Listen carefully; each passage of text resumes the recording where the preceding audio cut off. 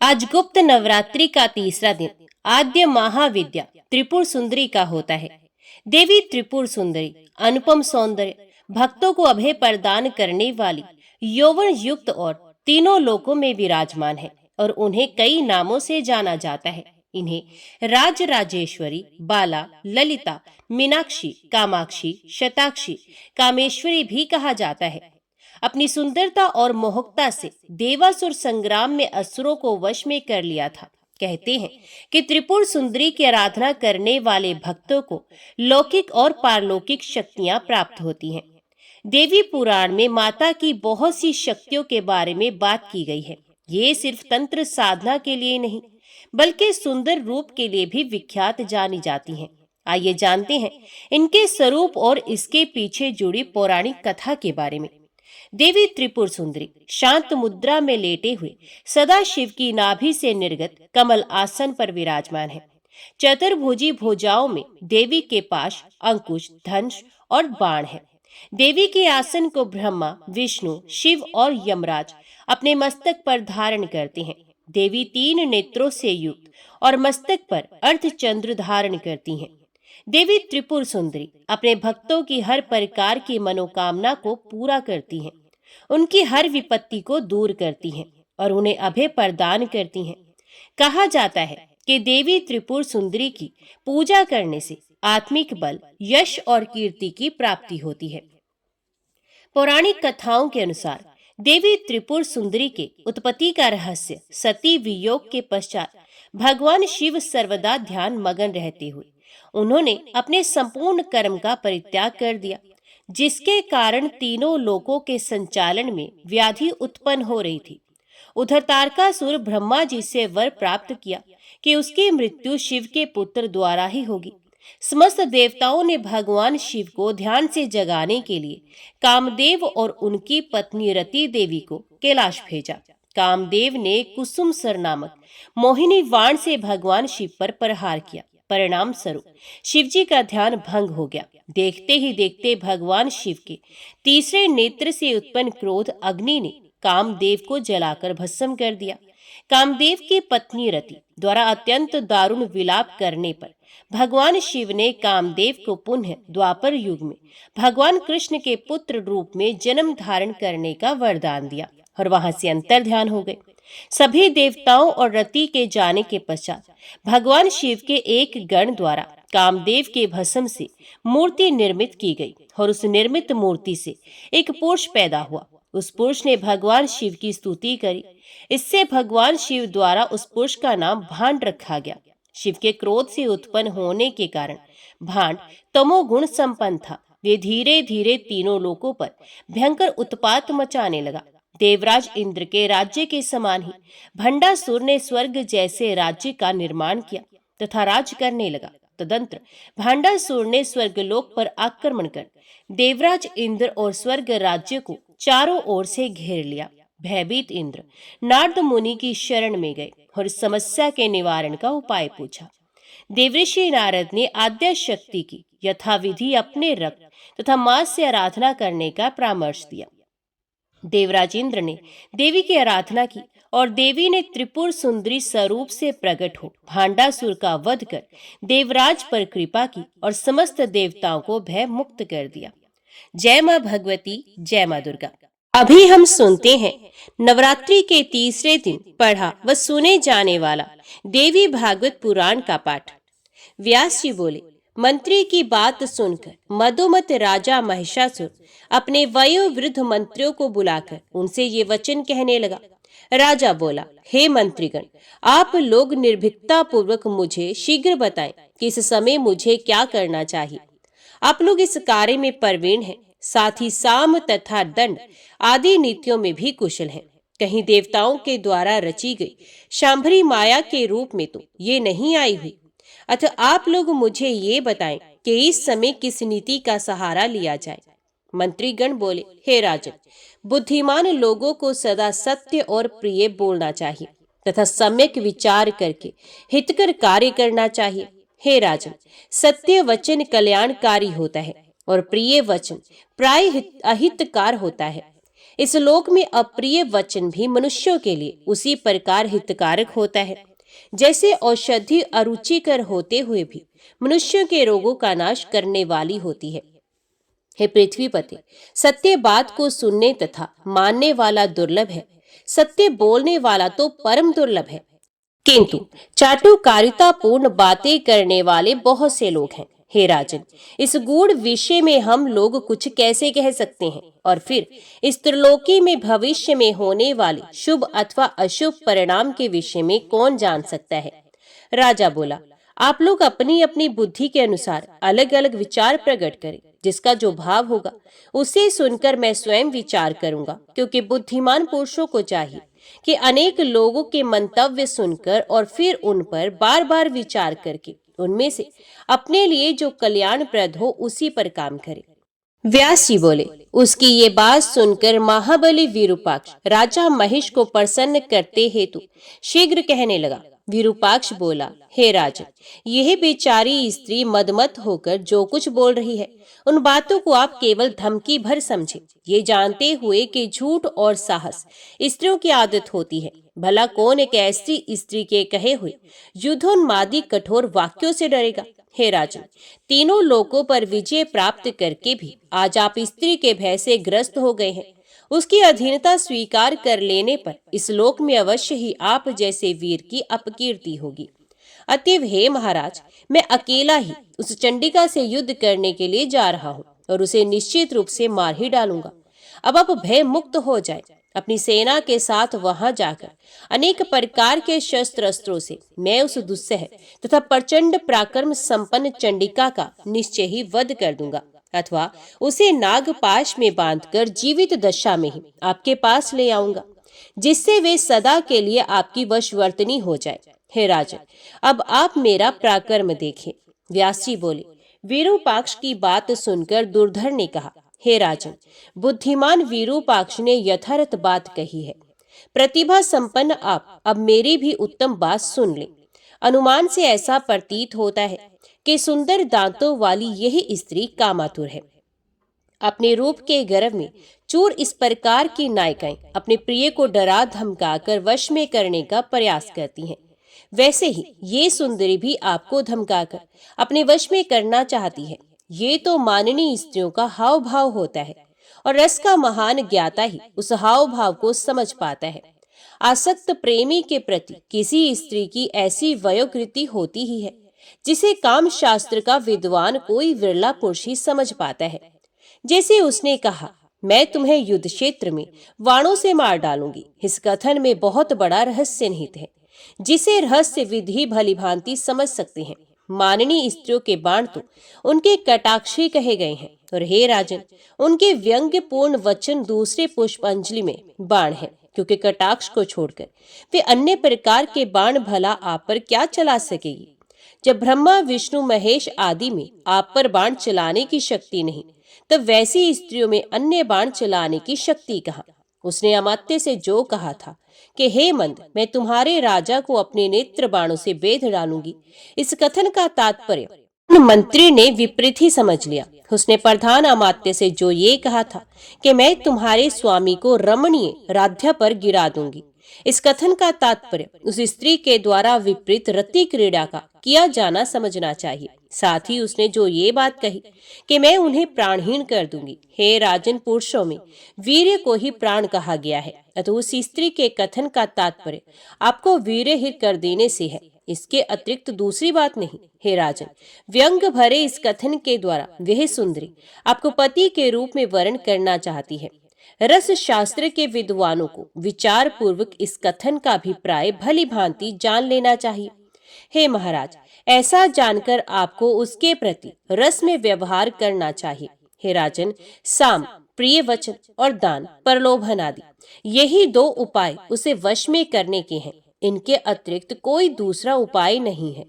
रुष्ट अथवा मद गर्वित कोई भी माननीय स्त्री इन उपायों से वशव्रतनी हो जाती है। उसी प्रकार के मधुर वचनों से प्रसन्न करके मैं उसे आपके पास ले आऊंगा। हे राजन, बहुत कहने से क्या लाभ। अभी वहां जाकर मैं उस स्त्री को एक दासी की भांति सदा के लिए आपके वश में कर दूंगा। व्यास जी बोले। दुर्धर की ये बात सुनकर तत्वविद ताम्र बोला, हे राजन, अब आप मेरे द्वारा कही गई बात सुनिए, जो तर्क युक्त धर्म से ओतप्रोत रस में तथा नीति से भरी हुई है।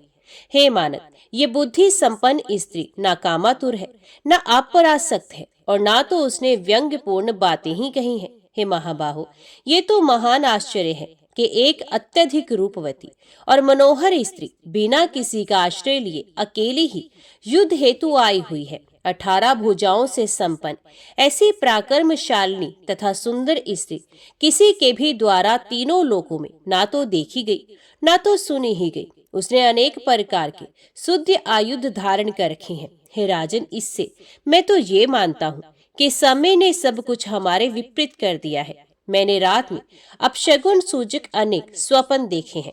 इससे मैं तो ये समझता हूँ कि अब निश्चय ही हमारा विनाश आ चुका है। मैंने आज ही उषा काल में स्वप्न देखा कि काले वस्त्र धारण किए एक स्त्री घर के आंगन में रुदन कर रही है। ये विनाश सूचक स्वप्न विचारणीय है। हे राजन, आजकल घर घर में भयानक पक्षी रोया करते हैं और घर घर में विविध प्रकार के उपद्रव होते रहते हैं। इससे मैं तो ये समझता हूँ कि इसमें निश्चित रूप से कुछ और ही कारण है। तभी तो युद्ध के लिए कृत संकल्प यही स्त्री आपको ललकार रही है। हे राजन, ये ना तो मानुषी, ना गंधर्वी और ना ही आसुरी है, अपितु इसे देवताओं की रची हुई मोहकरी माया समझना चाहिए। अतः मेरा ये दृढ़ मत है कि इस समय कायरता नहीं प्रदर्शित करनी चाहिए, अपितु हर तरह से युद्ध करना चाहिए। जो होना होगा वे हो जाएगा। भविष्य में विधाता के द्वारा किए जाने वाले शुभ या अशुभ के बारे में कौन जानता है। अतः विद्वान पुरुषों को चाहिए कि बुद्धि पूर्वक धैर्य धारण करके समय की प्रतीक्षा करें। हे नरेश, प्राणियों का जन्म तथा मरण देव के अधीन है। तीनों लोकों में कोई भी व्यक्ति इसके विपरीत कुछ भी करने में समर्थ नहीं। महेश बोला, हे महाभाग, हे ताम्र, युद्ध के लिए दृढ़ निश्चय करके तुम जाओ और धर्म पूर्वक उस माननीय स्त्री को जीतकर यहाँ ले आओ। यदि संग्राम में वह स्त्री तुम्हारे अधीन ना हो सके तब तुम उसे मार डालना, नहीं तो जहां तक संभव हो प्रयत्न पूर्वक उसका सम्मान करना। हे सर्वज्ञ, तुम पराक्रमी तथा काम शास्त्र के पूर्ण विद्वान हो, अतः किसी भी युद्ध से उस सुंदरी पर विजय प्राप्त करना। हे वीर, हे महाबाहु, विशाल सेना के साथ तुम वहां शीघ्रता पूर्वक जाओ और वहां पहुंचकर बार बार चिंतन मनन करके इसका पता लगाओ कि यह किस लिए आई है। तुम ये भी ज्ञात करना कि वह काम भाव अथवा वैर भाव किस भाव से आई है और वे किसकी माया है। आरंभ में इन बातों की जानकारी कर लेने पर तुम ये पता करना कि वे क्या करना चाहती है। तत्पश्चात उसकी सबलता और तथा निर्बलता को भली भांति समझकर ही उसके साथ तुम युद्ध करना। तुम उसके समक्ष ना तो कायरता प्रदर्शन करना, ना ही बिल्कुल निर्दयता का ही व्यवहार करना। उसकी जैसी मनोदशा देखना, उसी के अनुसार उससे बर्ताव करना। व्यास जी बोले, महिषासुर की ये बात सुनकर काल के वशीभूत वे ताम्र राजा महिष को प्रणाम करके सेना के साथ चल पड़ा। चलते समय मार्ग में यम का द्वार दिखलाने वाले अत्यंत भयानक अपशगुनों को देख देखकर वे बहुत विस्मित तथा भयभीत होता था। देवी के समीप पहुंचकर उसने देखा कि वे सिंह पर सवार हैं, विविध प्रकार के आयुधों से विभूषित हैं तथा सभी देवता उनकी स्तुति कर रहे हैं।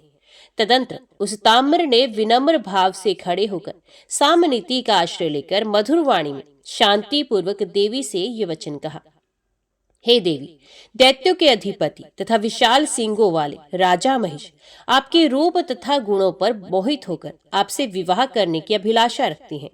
विशाल नयनों तथा सुकुमार अंगों वाली हे सुंदरी, देवताओं के लिए भी अजय उन महिष से आप प्रेम कीजिए और उन्हें पति रूप में प्राप्त करके अद्भुत नंदन वन में विहार कीजिए। सभी प्रकार के सुखों के निधान स्वरूप इस सर्वांग सुंदर शरीर को प्राप्त करके हर तरह से सुख भोगना चाहिए और दुख का तिरस्कार करना चाहिए। यही बात सर्वमान्य है। हे करभोरु, आपने अपने हाथों में ये आयुध किस लिए धारण कर रखे हैं? कमल के समान कोमल आपके ये हाथ तो पुष्पों के गेंद धारण करने योग्य हैं। भौह रूपी धनुष के रहते आपको ये धनुष धारण करने से क्या प्रयोजन है? और जब आपके पास ये कटाक्ष रूपी बाण है तो फिर व्यर्थ बाणों को धारण करने से क्या लाभ?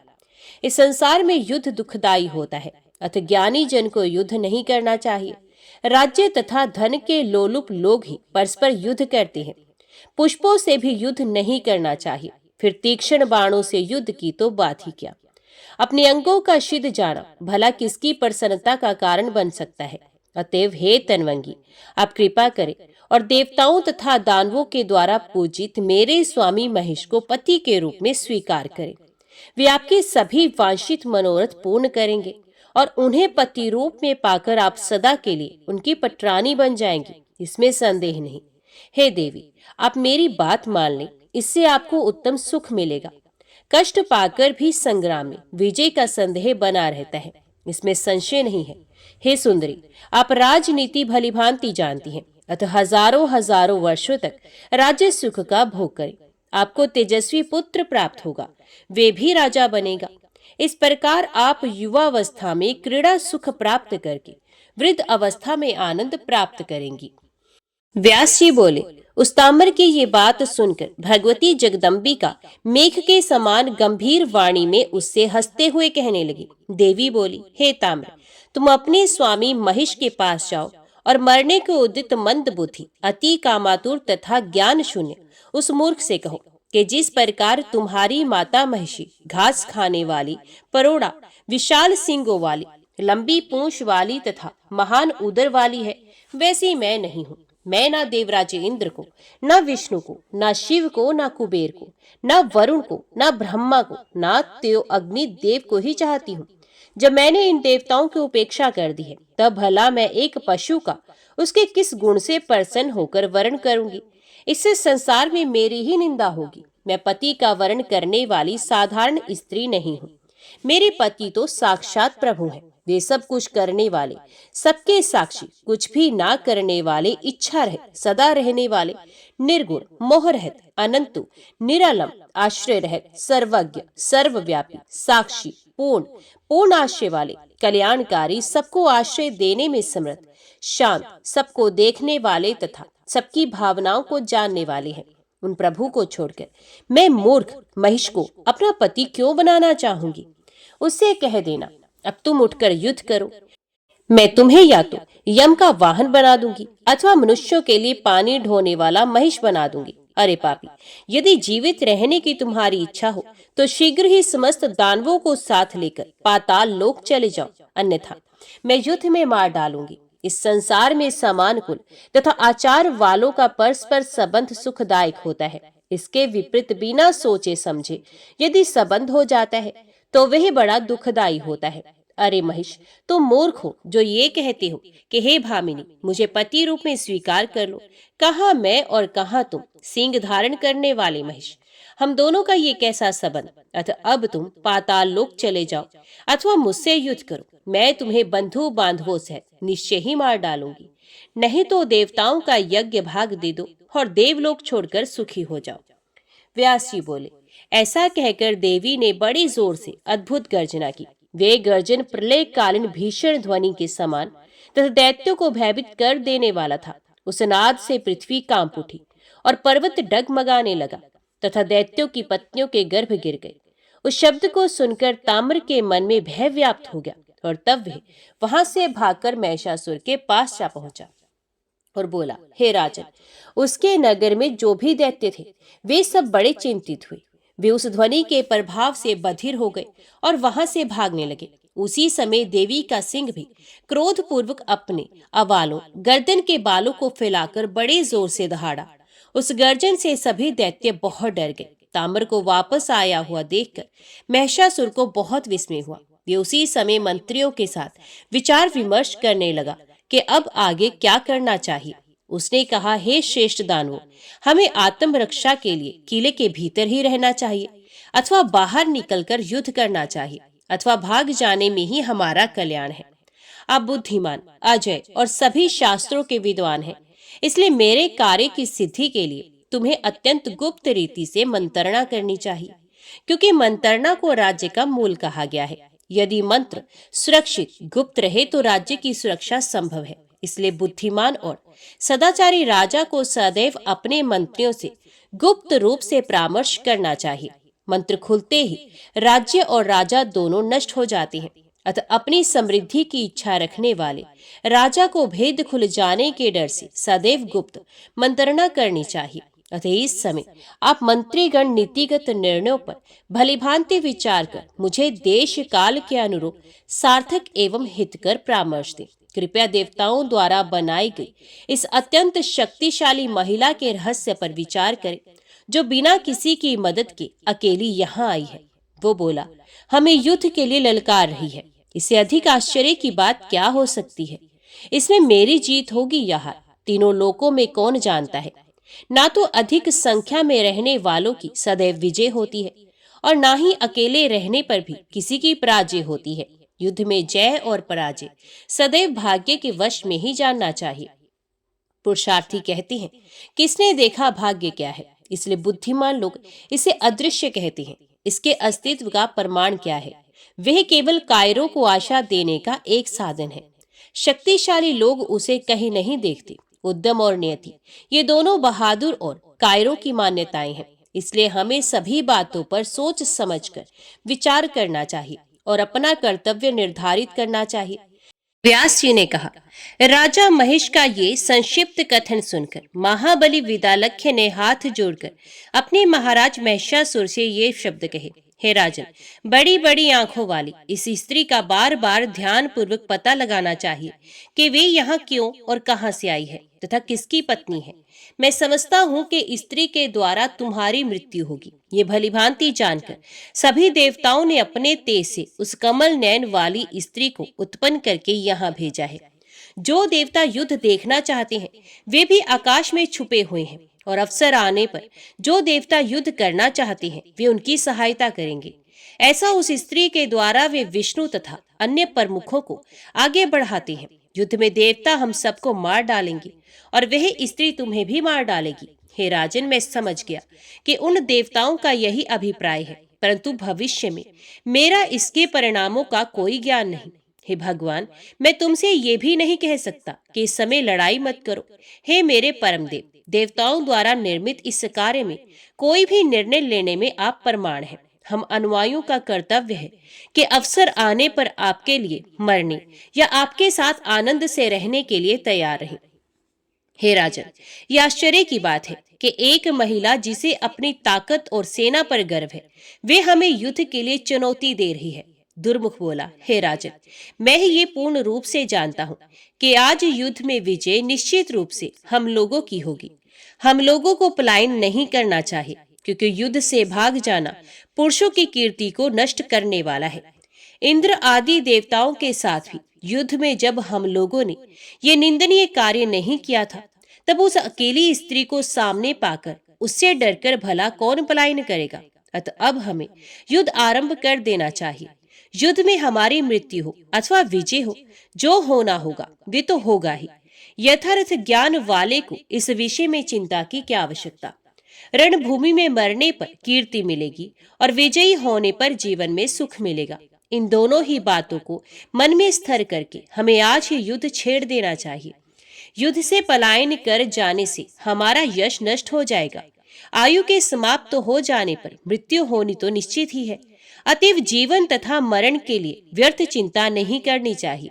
व्यास जी बोले, दुर्मुख का विचार सुनकर बात करने में परम परवीन वाष्कल हाथ जोड़कर विनम्रता पूर्वक राजा महिषासुर से ये वचन कहने लगा। बाष्कल बोला, हे राजन, कायर लोगों के लिए प्रिय इस पलायन कार्य के विषय में आपको विचार नहीं करना चाहिए। मैं उस चंचल नेत्रों वाली चंडिका को अकेले ही मार डालूंगा। हमें सर्वदा उत्साह से संपन्न रहना चाहिए, क्योंकि उत्साह ही वीर रस का स्थानीय भाव है। हे राजन, भयानक रस तो वीर रस का वैरी है।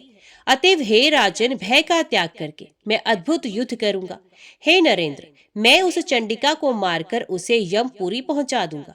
मैं यम, इंद्र, कुबेर, वरुण, वायु, अग्नि, विष्णु, शिव, चंद्रमा और सूर्य से भी नहीं डरता।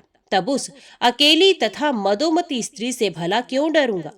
पत्थर पर सान धरे हुए तीक्ष्ण बाणों से मैं उस स्त्री का वध कर दूंगा। आज आप मेरा बाहुबल तो देखिए, और इस स्त्री के साथ युद्ध करने के लिए आपको संग्राम में जाने की आवश्यकता नहीं। आप केवल सुख पूर्वक विहार कीजिए। व्यास जी बोले, दैत्यराज महिष से मदोमत बाष्कल के ऐसा कहने पर वहां उपस्थित दुर्धर अपने राजा महिषासुर को प्रणाम करके कहने लगा। दुर्धर बोला, हे महाराज महिष, रहस्यमय ढंग से आई हुई उस देव निर्मित 18 भुजाओं वाली तथा मनोहर देवी पर मैं विजय प्राप्त करूंगा। हे राजन, आपको भयभीत करने के लिए ही देवताओं ने इस माया की रचना की है। ये एक विभिक्षा मात्र है। ऐसा जानकर आप अपने मन की व्याकुलता दूर कर दीजिए। हे राजन, ये सब तो राजनीति की बात हुई। अब आप मंत्रियों का कर्तव्य सुनिए। हे दानवेंद्र, 3 प्रकार के मंत्री संसार में होते हैं। उनमें कुछ सात्विक, कुछ राजस तथा अन्य तामस होते हैं। सात्विक मंत्री अपनी पूरी शक्ति से अपने स्वामी का कार्य सिद्ध करते हैं।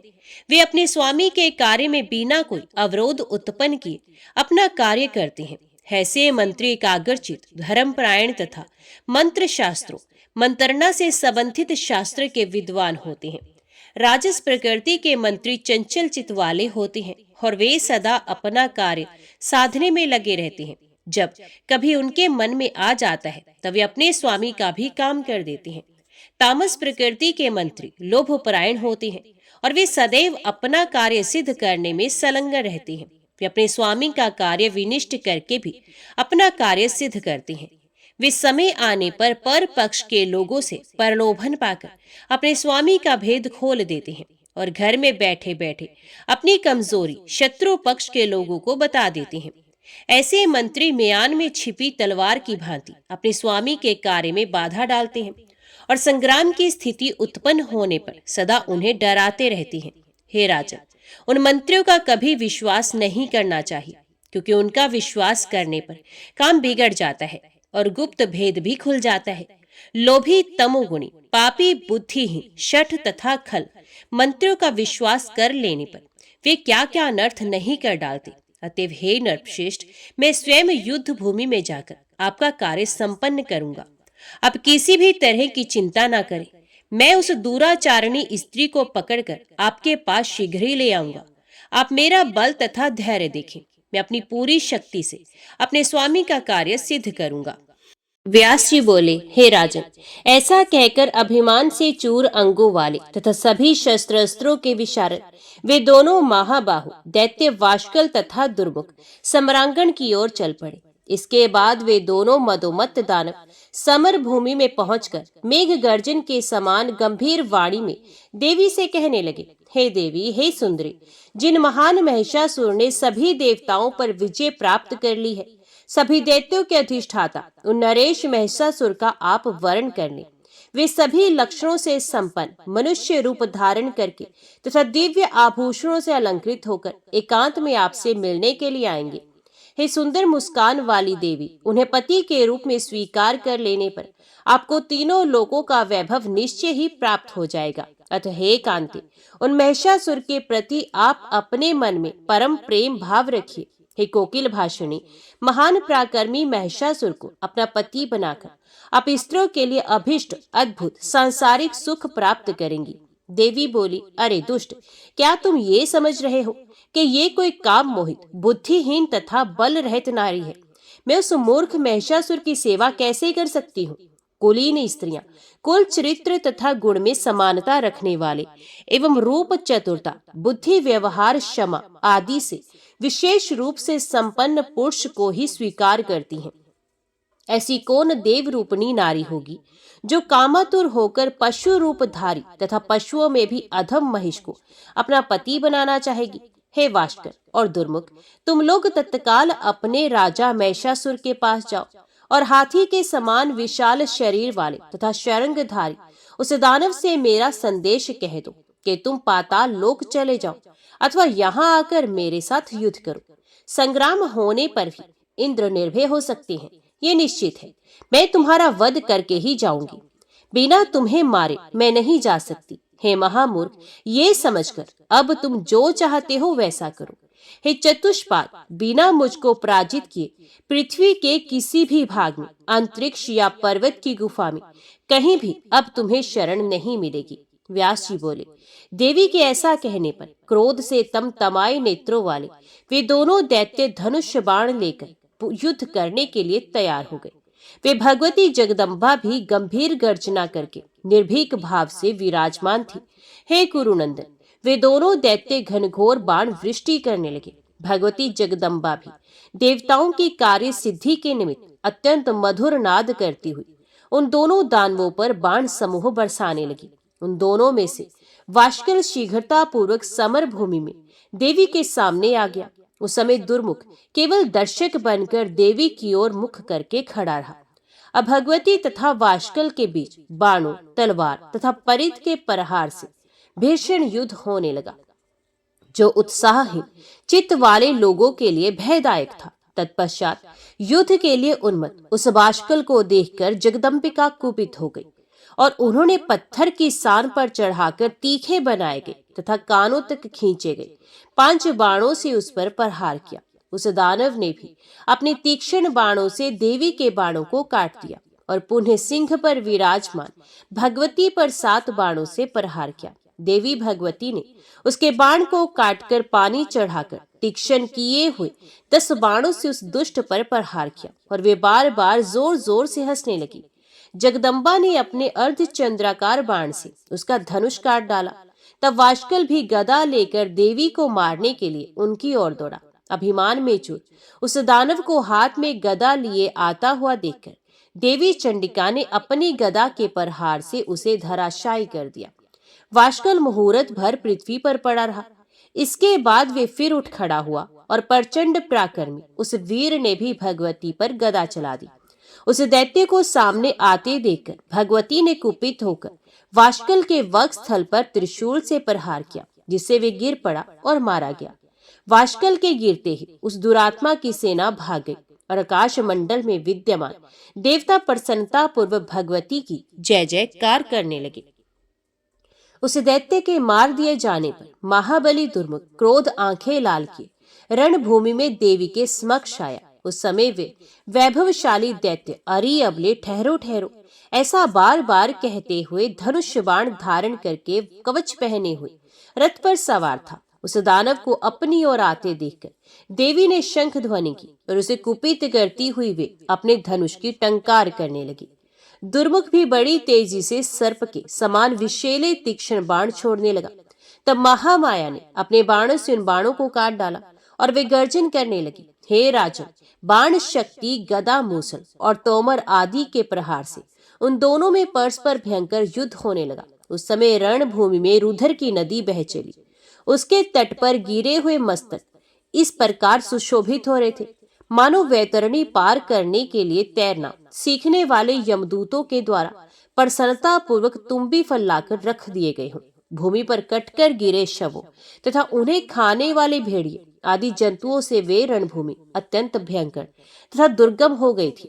सियार, कुत्ते, कोए, केक, अयुमुख नामक पक्षी, गिद्ध और बाज उन दुष्ट दानवों के शरीरों को नोच नोच कर खा रहे थे। मृतकों के शरीर के संसर्ग से सुदुर्गंधित हवा चल रही थी और मांसाहारी पक्षियों को किलकिला ध्वनि हो रही थी।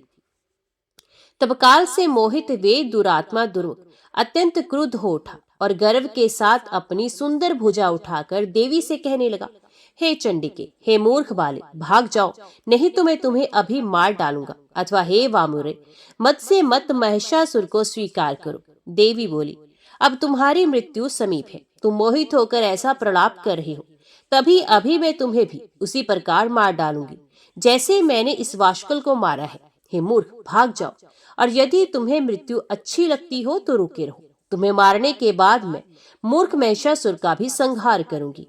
देवी का ये वचन सुनकर मरणोमुख दुर्मुख भगवती चंडिका के ऊपर भीषण बाण वृष्टि करने लगा। भगवती ने भी कुपित होकर अपने तीक्ष्ण बाणों से उस बाण वृष्टि को तत्काल व्यर्थ करके उस दैत्य पर उसी प्रकार आघात किया जैसे इंद्र ने वृत्तासुर पर किया था। अब उन दोनों में बड़ा भीषण युद्ध आरंभ हो गया, जो कायरों के लिए भयदायक तथा वीरों के लिए उत्साहवर्धक था। देवी ने बड़ी फुर्ती के साथ उसके हाथ में स्थित धनुष को काट डाला और उसी तरह अपने 5 बाणों से उसके उत्तम रथ को छिन्न भिन्न कर दिया। रथ के नष्ट हो जाने पर महाबाहु दुर्मुख अपनी भयानक गदा लेकर पैदल ही भगवती चंडिका की ओर दौड़ा। उनके पास पहुंचकर उस महाबली दैत्य ने सिंह के मस्तक पर गदा से प्रहार कर दिया, किंतु महाशक्तिशाली सिंह गदा से मारे जाने पर भी अपने स्थान से विचलित नहीं हुआ। उसी समय जगदम्बा ने हाथ में गदा लिए हुए उस दुर्मुख को सम्मुख उपस्थित देखकर अपनी तीक्ष्ण धार वाली तलवार से उसके किरीट युक्त मस्तक को काट दिया। मस्तक कट जाने पर दुर्मुख जमीन पर गिर पड़ा और मारा गया। तब देवता परम प्रसन्न होकर देवी की जय जयकार करने लगे। दुर्मुख के मर जाने पर आकाश में विद्यमान देवता भगवती की स्तुति करने लगे, उन पर पुष्प बरसाने लगे तथा उनकी जय जयकार करने लगे। रणभूमि में उस महान दानव को मरा हुआ देखकर ऋषि, सिद्ध, गंधर्व, विद्याधर और किन्नर आनंदित हो उठे। व्यास जी बोले, हे राजन, दुर्मुख मार दिया गया। ये सुनकर महिषासुर क्रोध से मूर्छित हो गया और दानवों से बार बार कहने लगा, ये क्या हो गया? दुर्मुख और वाशकल तो बड़े शूर वीर दानव थे। एक सुकुमार नारी ने उन्हें रणभूमि में मार डाला। ये तो महान आश्चर्य है। दैव का विधान तो देखो, समय बड़ा बलवान होता है। वही परतंत्र मनुष्यों के पुण्य तथा पाप के अनुसार सदा उनके सुखों दुखों का निर्माण करता है। ये दोनों ही श्रेष्ठ दानव मार डाले गए हैं। अब इसके बाद क्या करना चाहिए? इस विषम स्थिति में अब सब लोग विचार करके जो उचित हो वो बताएं। व्यास जी बोले, हे राजेंद्र, इस प्रकार महाशक्तिशाली महिषासुर के कहने पर उसके महारथी सेनाध्यक्ष चिक्षुर ने कहा, हे राजन, स्त्री को मार डालने में चिंता किस बात की? मैं उसे मार डालूंगा। ऐसा कहकर वे चिकुराक्ष रथ पर बैठकर दूसरे महाबली ताम्र को अपना अंग रक्षक बनाकर सेना की तुमुल ध्वनि से आकाश एवं दिशाओं को निनादित करता हुआ युद्ध के लिए चल पड़ा। उसे आता हुआ देखकर कल्याण में भगवती ने अद्भुत शंख ध्वनि, घंटानाद तथा धनुष की टंकार की। उस ध्वनि से सभी राक्षस भयभीत हो गए। ये क्या? ऐसा कहते हुए वे भय से कांपने लगे थे तथा भाग खड़े हुए। उन्हें भागते हुए देखकर चिक्षुराख्य ने अत्यंत क्रोधित होकर कहा, तुम्हारे सामने कौन सा भय आ गया? मैं इस मदोमत नारी को आज ही बाणों द्वारा मार डालूंगा। हे दैत्यो, तुम लोग भय छोड़कर लड़ाई के मोर्चे पर डटे रहो। ऐसा कहकर उस प्राक्रमी दैत्य श्रेष्ठ चिक्षुर ने हाथ में धनुष उठा लिया और युद्ध भूमि में आकर वे निश्चिंता पूर्वक भगवती से कहने लगा, हे विशालाक्षी, अन्य साधारण मनुष्यों को भयभीत करती हुई तुम क्यों गरज रही हो? तुम्हारा ये व्यर्थ गर्जन सुनकर मैं भयभीत नहीं हो सकता। हे सुलोचने, स्त्री का वध करना पाप है तथा इससे जगत में अपकीर्ति होती है। ये जानकर मेरा चित्त तुम्हें मारने से विचलित हो रहा है। हे सुंदरी, तुम जैसी स्त्रियों के कटाक्षों तथा हाव भावों से समर का कार्य संपन्न हो जाता है। कभी कहीं भी शस्त्रों द्वारा स्त्री का युद्ध नहीं हुआ है। हे सुंदरी, तुम्हें तो पुष्प से भी युद्ध नहीं करना चाहिए, तब फिर तीक्ष्ण बाणों से युद्ध की बात ही क्या? क्योंकि तुम्हारी जैसी सुंदरियों के शरीर में मालती की पंखुड़ी भी पीड़ा उत्पन्न कर सकती है। इस संसार में शास्त्र धर्म अनुयायी लोगों के जन्म को धिक्कार है, क्योंकि वे बड़े प्यार से पाले गए अपने शरीर को भी तीक्ष्ण बाणों से छिदवाते हैं। तेल की मालिश से, फूलों की हवा से तथा स्वादिष्ट भोजन आदि से पोषित इस प्रिय शरीर को शत्रुओं के बाणों से बिंधवाते हैं। तलवार की धार से अपना शरीर कटवाकर मनुष्य धनवान होना चाहते हैं। ऐसे धन को धिक्कार है जो प्रारंभ में ही दुख देने वाला होता है, तो बाद में क्या वे सुख देने वाला हो सकता है? हे सुंदरी, तुम भी मूर्ख ही हो, तभी तो संभोग जन्य सुख को त्याग कर युद्ध की इच्छा कर रही हो। युद्ध में तुम कौन सा लाभ समझ रही हो? युद्ध में तलवारें चलती हैं, गदा का प्रहार होता है और बाणों से शरीर का भेदन किया जाता है। मृत्यु के अंत में सियार अपने मुंह से नोच नोच कर उस देह का संस्कार करते हैं। धूर्त कवियों ने इस युद्ध को अत्यंत प्रशंसा की है कि रणभूमि में मरने वालों को स्वर्ग प्राप्त होता है। उनका ये कहना केवल अर्थवाद मात्र है। अतः हे वरारोही, तुम्हारा मन जहाँ लगे वहां चले जाओ, अथवा तुम देवताओं का दमन करने वाले मेरे स्वामी महाराज महिषासुर को स्वीकार करो। व्यास जी बोले, इस प्रकार बोलते हुए उस दैत्य से भगवती जगदम्बा ने कहा, मूर्ख, तुम अपने को बुद्धिमान पंडित के समान मानकर व्यर्थ क्यों बोल रहे हो? तुम ना तो नीति शास्त्र जानते हो, तुमने कभी ना वृद्धों की सेवा की है, ना तो तुम्हारी बुद्धि ही धर्मपरायण है, क्योंकि तुम मूर्ख की सेवा में लगे रहते हो। अतः तुम भी मूर्ख हो। जब तुम्हें राजधर्म ही ज्ञात नहीं, तब मेरे सामने क्यों व्यर्थ बकवाद कर रहे हो? संग्राम ने महिषासुर का वध करके सम्रांगण को रुधिर से पंख में बनाकर अपना यश स्तंभ सुदृढ़ स्थापित कर मैं सुखपूर्वक चली जाऊंगी। देवताओं को दुख देने वाले इस दुराचारी तथा मदोमत दानव को मैं अवश्य ही मार डालूंगी। तुम सावधान होकर युद्ध करो। हे मूर्ख, यदि तुम्हें तथा महिषासुर को जीने की अभिलाषा हो तो सभी दानव पाताल लोक को शीघ्र ही चले जाए, अन्यथा यदि तुम लोगों के मन में मरने की इच्छा हो तो तुरंत युद्ध करो। ये मेरा संकल्प है कि मैं सभी दानवों को मार डालूंगी। व्यास जी बोले, देवी का वचन सुनकर बल के अभिमान से युक्त वह दैत्य उन पर इस प्रकार बाणों की वर्षा करने लगा मानो दूसरे मेघ ही जल को बरसा रहे हों। तब भगवती ने अपने तीक्ष्ण बाणों द्वारा उसके सभी बाण काट डाले और विषधर सर्प के समान विषैले बाणों से उस पर प्रहार किया। उन दोनों में परस्पर विस्मयकारी युद्ध होने लगा। जगदम्बा ने अपने वाहन सिंह पर से ही उस दैत्य पर गदा से प्रहार किया। गदा से अत्यधिक आहत होने के कारण वे दुष्ट आत्मा दैत्य मूर्छित हो गया और 2 मुहूर्त तक पाषाण की भांति रथ पर ही पड़ा रहा। इस प्रकार उसे मूर्छित देखकर शत्रु सेना को नष्ट कर डालने वाला ताम्र नामक दैत्य चंडिका से लड़ने के लिए वेग पूर्वक रण में उपस्थित हो गया। उसे आते देखकर भगवती चंडिका उसे हंसती हुई बोली, अरे दानव श्रेष्ठ, आओ आओ, अभी तुम्हें यमलोक भेज देती हूँ। निर्बल और समाप्त आयु वाले तुम लोगों के यहाँ आने से क्या लाभ? वे मूर्ख महिषासुर घर में रहकर अपने जीने का कौन सा उपाय कर रहा है? देवताओं के शत्रु दुष्ट आत्मा तथा पापी महिषासुर का संहार किए बिना तो मूर्खों को मारने से मुझे क्या लाभ होगा? इससे तो मेरा परिश्रम भी व्यर्थ हो जाएगा। अतः तुम लोग घर पर जाकर महिषासुर को यहाँ भेज दो, जिससे वे मंद बुद्धि भी मैं जिस रूप में स्थित हूँ उसमें मुझको देख ले। भगवती का वचन सुनकर वही ताम्र कुपित हो धनुष को कान तक खींचकर उन पर बाणों की वृष्टि करने लगा। देवताओं के शत्रु उस दैत्य को मारने की इच्छा वाली तरमाक्षी भगवती भी धनुष खींचकर उसके ऊपर वेग पूर्वक बाण छोड़ने लगे। इतने में बलवान चीकू राक्षस भी मूर्छा त्याग कर उठ खड़ा हुआ और तुरंत बाण सहित धनुष लेकर देवी के सामने आकर खड़ा हो गया। चिक्षु राख्य और ताम्र दोनों ही अत्यंत उग्र, बलवान और महान वीर थे। अब वे दोनों ही मिलकर भगवती जगदम्बा से रण में युद्ध करने लगे। तब महामाया क्रोधित होकर बाण समूहों की वर्षा करने लगी और उन्होंने अपने बाणों के प्रहार से सभी दानवों के कवच छिन्न भिन्न कर दिए। उन बाणों से आहत होकर सभी असुर क्रोध से व्याकुल हो गए तथा रोष पूर्वक देवी पर बाण समूह छोड़ने लगे। उस समय समस्त रणभूमि में भगवती के बाणों से घायल सभी राक्षस ऐसे सुशोभित होने लगे जैसे वसंत ऋतु में वन में किशंकु के लाल पुष्प दिखाई पड़ती हों। उस समर भूमि में ताम्र के साथ देवी का भीषण युद्ध होने लगा। इसे देखने वाले जो देवता आकाश में स्थित थे वे आश्चर्यचकित हो गए। उसी समय ताम्र ने लोहे का बना हुआ एक सुदृढ़ तथा भयंकर मूसल लेकर देवी के सिंह के सर पर प्रहार किया और वे जोर से हंसने लगा तथा गर्जने लगा। तब उसे गरजता हुआ देखकर भगवती क्रोधित हो गई और उन्होंने तुरंत अपनी तेज धार वाली तलवार से उसका मस्तक काट दिया। सर कट जाने पर वे मस्तकहीन बलशाली ताम्र मूसल लिए हुए कुछ क्षण तक घूमता रहा। इसके बाद वे सम्रांगण में ही गिर पड़ा।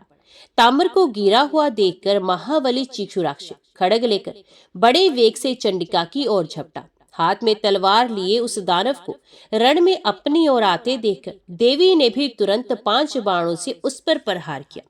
भगवती ने एक बाण से उसका खड्ग काट दिया, दूसरे से उसका हाथ काट दिया और अन्य बाणों से उसका मस्तक कंठ से अलग कर दिया।